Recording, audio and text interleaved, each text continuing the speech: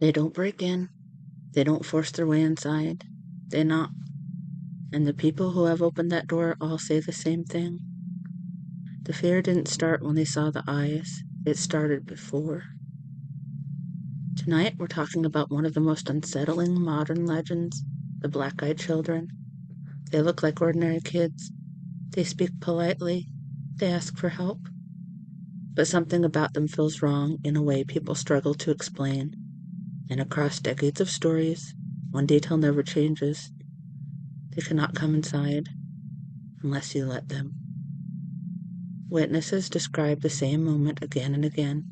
A knock at night, a child standing on the porch, still, quiet, waiting. At first, nothing seems unusual, but then the body reacts. The air feels heavy, your chest tightens, every instinct tells you to step back. Only then do people notice the eyes. Not dark like shadows, black, flat, depthless, wrong.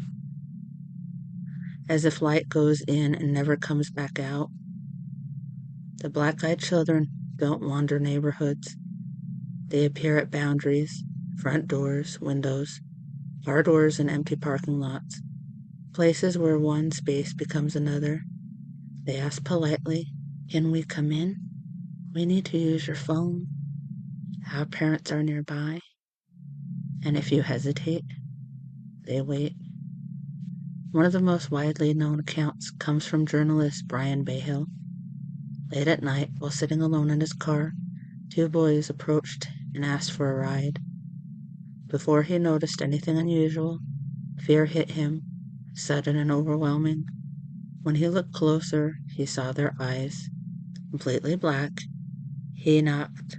He locked the doors and drove away. Later, he said the most disturbing part wasn't what happened. It was the feeling that something irreversible would have happened if he had agreed. Other encounters sound eerily similar. A woman hears knocking just before midnight. Two children standing motionless on her porch. The knocking continues even after she shut the door. A driver in a nearby empty parking lot feels an intense pressure to unlock the car until she sees a child with eyes that hold no whites at all. Someone sitting in a dim living room hears tapping on a window and sees a child outside gesturing silently towards the door. Each story ends the same way, a choice.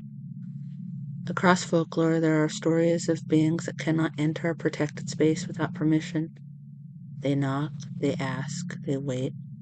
The black-eyed children follow this pattern with unsettling precision. They don't threaten.